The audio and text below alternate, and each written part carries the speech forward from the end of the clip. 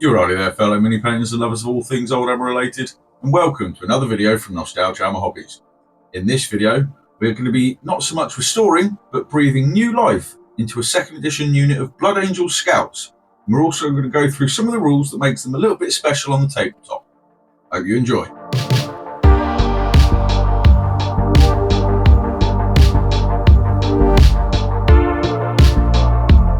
The Scouts that I'm going to be doing for this video are going to be the ones that were released for second edition, and they're going to be for Richard from Bring About Wargaming to go with his Blood Angels army that I've been doing up over the last few months. As you can see from this, they don't actually need too much for an actual rescue video. They just need a bit of tidying up and sorting out, which is all he's asked me to do. So I am going to strip them down with some acetone and repaint them. But before we get to doing that, we're going to have a look at some of the rules for them and what made Scouts so useful in the 40k game. Because initially it's not straight away obvious what they're useful for, because they have limited armour and limited war gear. But they do have some very good uses that make them very powerful on the tabletop. So first of all, let's have a look at that and see why people actually use Scouts in their second edition 40k games. When you initially look at the Scouts rules, there's nothing really that sets them apart from the other Space Marines. In fact, they have a slightly weaker armour save than ordinary Space Marines, being a 4+ instead of a 3+. And your basic Scouts are only toughness 3 and ballistic skill 3 instead of toughness 4 and ballistic skill 4 like with Space Marine. You can upgrade the sergeants in these units to veteran sergeants, which gives you access to more war gear in that lot. But other than that, your basic Scouts, are pretty standard. But it's the infiltration rule that all Scouts get that really sets them apart and makes them extremely useful. And with infiltration, what you can do is you can actually set your Scouts up anywhere that's outside of your enemy's deployment zone, but in cover and out of sight. And that basically means that if your table's set up in a pretty decent way, they'll be covered all over the place. You can actually put your Scouts pretty much right on the doorsteps of your opponents. And it says here though that if both players have models that have an infiltrate rule, you roll a d6 and the player who rolls the lowest deploys their troops first. Which would, I'm guessing, be a bit of a detriment to that player, because that means that the other player with the infiltrators can set his up to basically interfere with your Scouts that you're deploying. Now, this infiltration rule can be extremely useful, and it can really snag up your enemy's gaming and deploying. And one of the brilliant things that White Dwarf did back in, I believe it was back in 97, when they released the Scouts for the second edition in White Dwarf 213.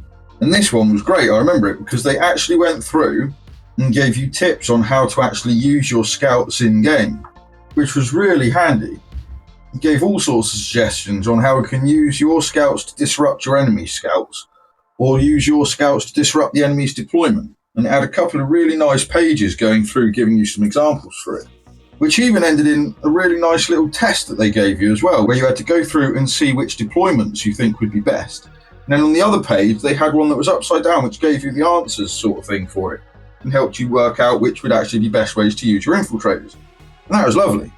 Now, kind of as an aside though, one of the other things that these Scouts in particular had when they were released for the models, that really did give them a bit of an edge, that you wouldn't think of it with doing so, was they had access to a few different weapons, like I said, a bit of a limited range compared to other Space Marines, where they had access to an auto gun, bolt gun, chainsword, needle sniper rifle, shotgun, or sword and axe.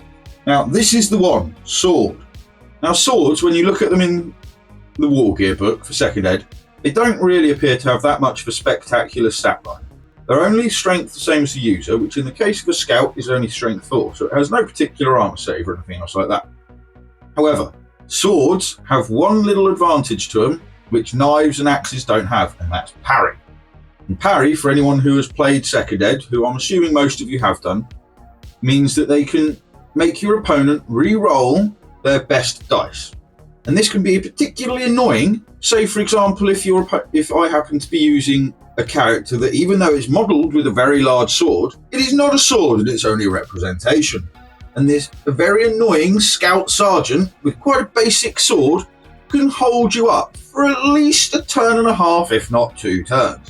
Which can be somewhat annoying, but it does make them very useful. And the deployment shenanigans you can get up to with your Space Marine Scouts was shown quite nicely in White Dwarf 219 in the battle report between Blood Angels and Eldar, where the Blood Angel Scouts were set up right next to the Eldar deployment zone and in hiding, which basically meant that a couple of units from his Eldar army had to spend a turn kind of moving to deal with them when they did something. But where they were hidden, you can't actually shoot at them. So they had to wait almost a turn until the scouts themselves had actually done something, revealed themselves, and then inevitably get shot to pieces because they, like we saw earlier, don't have the best armour. However, what that does mean is that for at least a turn, maybe even 2 turns if you're patient, there's going to be a certain chunk of your opponent's army that's going to be not doing what he wants them to do. It's going to have to be dealing with those scouts, which makes them very useful force to put in your army. Scouts also come equipped with grenades, like frag and crack grenades. So when you deploy them up nice and close to the enemy, like you can do, you can be a serious threat with them. Also, where you can give them the veteran sergeant. There is always the possibility, if you wanted to be super sneaky and make your opponent really dislike you, of giving your veteran sergeant something like, say, a warp grenade, and then just launching it straight into his lines for turn 1. Not going to make you very popular, but could be quite effective. Now anyway, we've gone through some of the rules and the bonuses of actually taking scouts. So now, after you've given them a bit of an acetone bath, we're going to go to painting them. So, grab yourself your cuppa, and let's get to the painting desk. The model I'm going to be painting for this video is going to be the sergeant for the scout unit. And what I've done is I've given them their acetone bath, stripped all the paint off them, and primed them up in a coat of High Coat's light grey plastic car body primer. The first thing I'm going to paint is going to be his trousers, and for that I'm going to use Ushapti bone. It's going to be a case of thinning this down and doing a few thin coats to get a nice even coverage. I'm then going to move on to doing the armour, which is going to be Evil Sun's Scarlet. And again, just thin this down and do it over a couple of thin coats. You don't have to worry at this stage if you get a little bit of overspill onto where you've already done the Ushapti bone. You can just go over it and tidy it back up. After the armour, I'm going to move on to doing the Aquila on the front of his chest. And for that, I'm going to start with Avalon Sunset.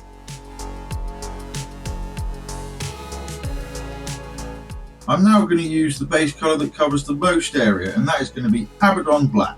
And that's going over his weapons, it's going to be going over his boots and belts, pouches, grenades. It's going to be going over most of this now.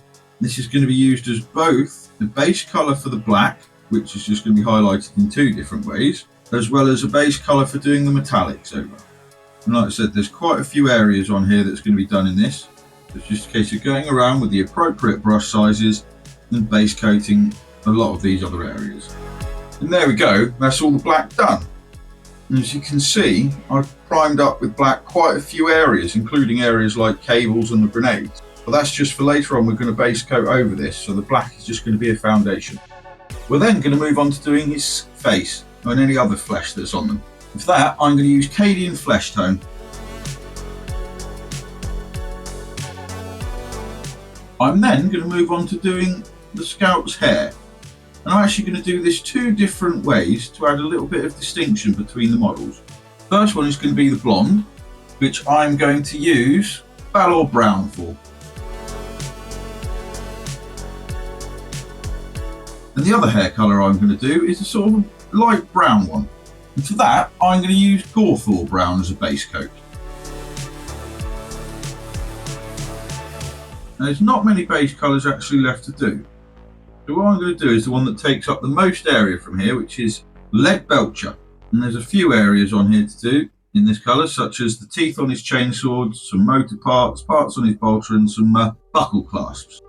So it's just a case of thin the paint down and spend your time going over the model, finding all these little details and painting them in.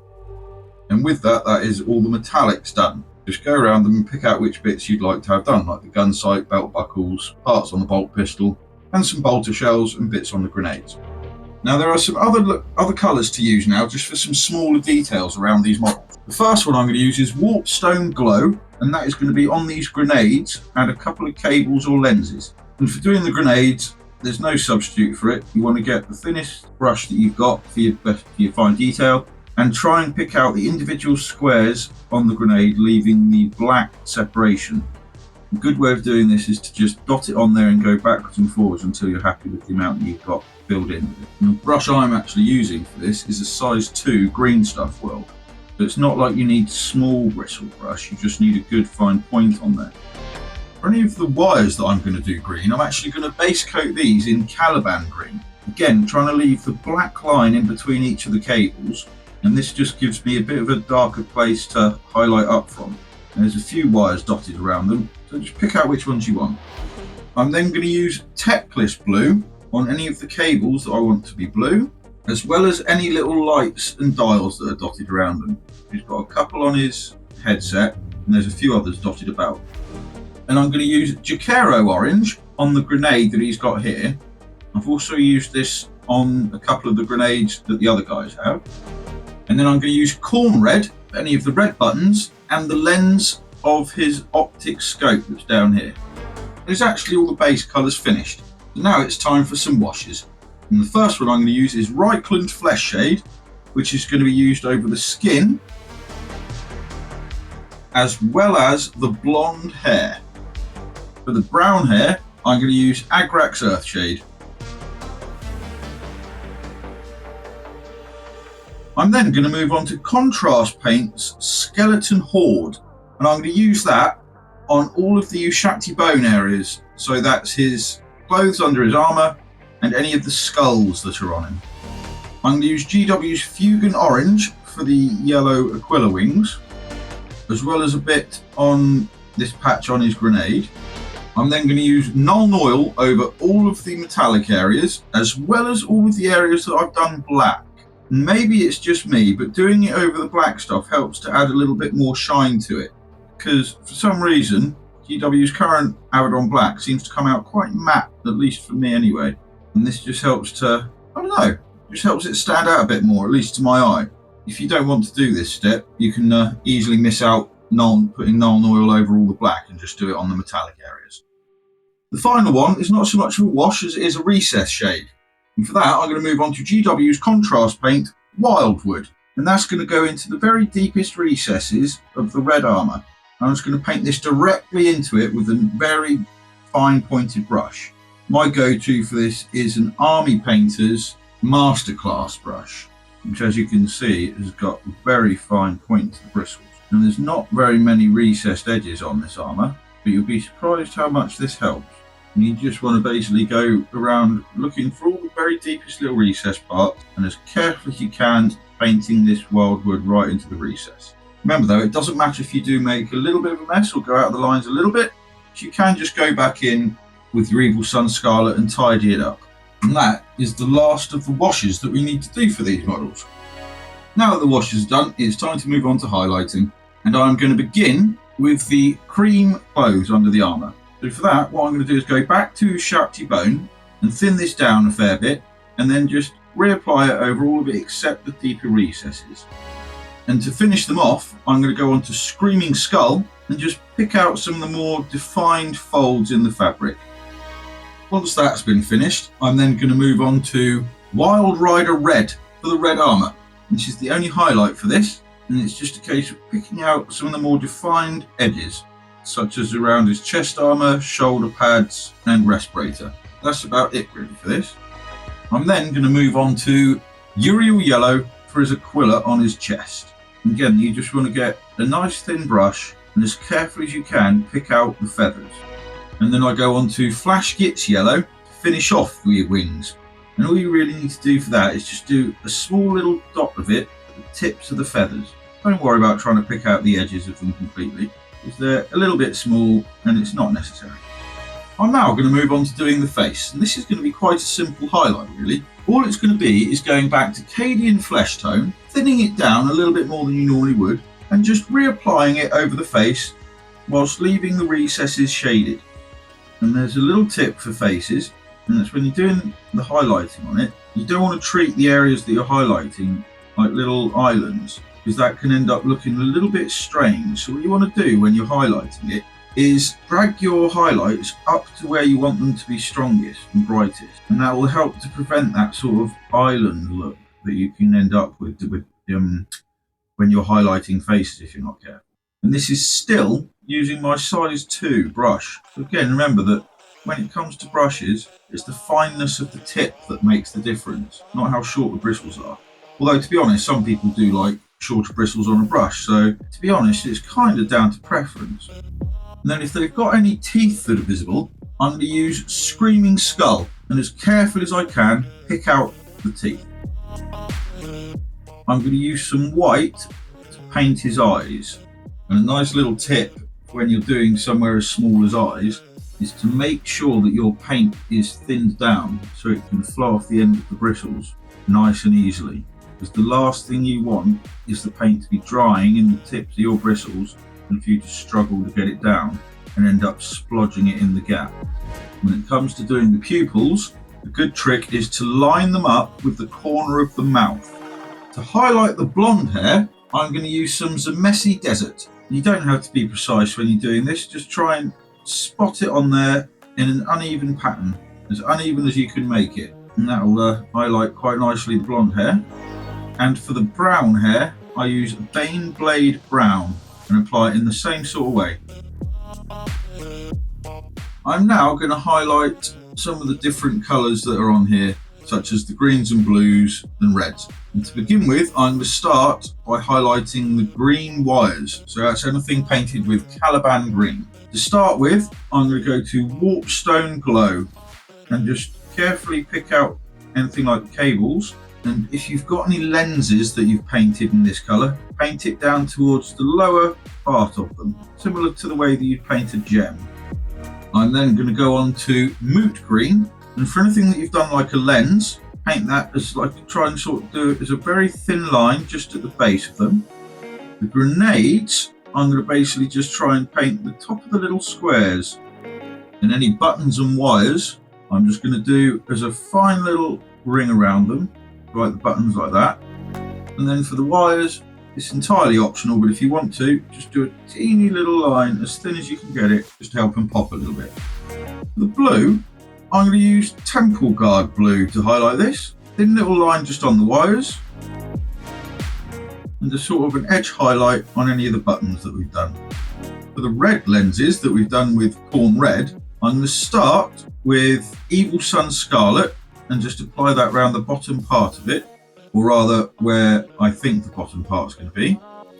And then for any buttons or wires, if you've done them red, I'm just going to highlight them in the same way that I did the other green and blue wires.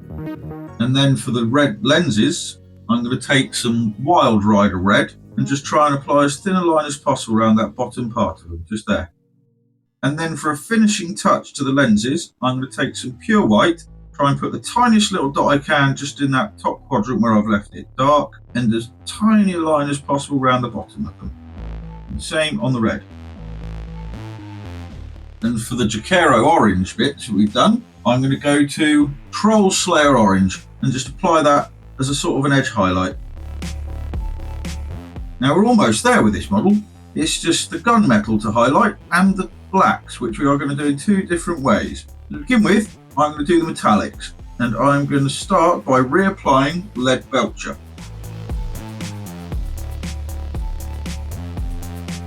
And then I go to Iron Breaker to finish off. I also use the Iron Breaker to paint the little poppers that they've got on the pouches. Now we have just got a couple of things left to highlight, and that is the black. And I'm going to highlight this in two different ways. I'm going to start with highlighting the pouches, belts, boots, gloves, and just about anything else that is not going to be like a metallic surface. And to begin with, the first colour I'm going to start with is Skaven Blight Dinge. This is a grey that has a sort of a browny tinge to it, so it works quite well if you want to do black leather. I'm just going to work around the whole of the model, picking out all the pouches and any other area that I would like to be this sort of leathery material. And to finish off the pouches, what I will do is use some Storm Vermin Fur. Put this on some of the sharper corners of it or anywhere where you want it to be a bit brighter. It's now time to highlight anything black that's going to be a metallic surface, such as the bolt pistol, chainsword, belt buckle, or anywhere else that you want to do this colour. To begin with, I'm going to use Thunderhawk Blue. Where this is more of a dark blue colour, give the impression of a different sort of material to what we've done as leather. And then to finish off any of the black metallic areas, I'm going to use Rust Grey, and that is just going to be to pick out any of the sharper corners and rivets. And that is actually the final highlight that needs doing on this one. After this, it is just basing and decals. Whilst I'm applying the decal to this sergeant, I just thought I'd share a little point that I thought of the other day when I noticed some things popping up on the second edition Facebook group. And it's about decals and looking for some older decals that were for an army, but I believe they were still in print. And I was thinking that whilst it's always great to have the original products from second edition era, when it comes to decals, I would definitely say that it's worthwhile in some respects getting the newer actual decals if they're still in print. That's only because there's not a huge difference. In fact, there's not any difference really between the new decals and the older ones, design-wise, except for the fact that the newer decals are basically just better quality than the older ones were, because they're a lot thinner. Like the film they're printed on is a lot thinner, so to say. So when you apply them on the model, they disappear in and they don't look like decals as much as the older, thicker ones do. And what you'll also find is with the older decals is that where they are quite so old, they can actually degrade over time. And you'll sometimes find that when you're soaking them and taking them off the paper film, that they will just fall apart a bit. And this can be an absolute nightmare, especially if you've spent the time tracking them down and buying them off eBay or somewhere. So if the decals are still in print that you are looking for, I would say it's definitely worthwhile getting the newer one, just because they are a thinner film and they're just easier to take off. They soak off a lot easier and they haven't degraded, or they don't run the risk of degrading over time like the older ones. Now, if they're ones that are no longer in print, then yes, you obviously do have to look for the older decals on eBay or through trading groups or something like that. But like I said, if they're still available and still in print, personally, I recommend buying the newer ones if you can. And it's just my little 2 pence worth on the thought of it. But you know, if you really do want to get the older original decals, by all means do. There's nothing saying you can't do it. It's just, you know, if you can still get the new ones, I'd say go for it. And once you've actually applied the matte varnish to finish off the decal afterwards and sealed them all in, they, as you can see, they actually do smooth out and go into the actual surface of the shoulder pad or whatever a lot better than some of the older ones do, where they're just on a thicker film when they've been printed. And here are the scouts, all finished up, tidied up, and ready to be bringing some intelligence to the rest of the Blood Angels force, waiting to deal death and retribution to the enemies of the Emperor. And as you can see, I haven't exactly changed any of the colour scheme. They've just been stripped down and repainted so the paint scheme's a little bit smoother and a little bit tidier. I've done all the decals on the rest of the Scout Marines, as well as kept the yellow decal on the Scout Sergeant. Now, from looking at pictures, from looking at the one picture I can find of a completed unit of Blood Angel Scouts in Whitehorse, the unit Sergeant doesn't normally have a yellow decal. It normally has a black one like the rest of the unit. But originally Richard had done it with a yellow decal, so I thought I'd just stick to that and keep the feel that he tried to go for when he first painted them. So I hope he likes that touch. And we are getting closer and closer to finishing off Jason's full Blood Angels army. There's only a couple other things left to do for it, like a vehicle and a couple of characters to do. And once that's done, he's going to have his full force ready to go, and I really can't wait to get it all finished. And I hope you're going to enjoy seeing the army appear on his channel, Bring and Battle Wargaming, whenever he's facing Jason. If you're liking what you're seeing in my content, why not give us a subscribe and hit that bell icon so that YouTube will notify you of when I've put videos up. There's also a couple of links down below, such as to my Ko-fi account, as well as a link to my commission painting website, where you can go and have a look at some galleries, as well as a price guide if you fancy getting me to do a commission for you. And like I said, once again, this has been an absolute great joy to do. I'm really loving these older models, and I hope you're going to stick around for more to come in the future. So with that, stay smiling and keep the old hammer alive.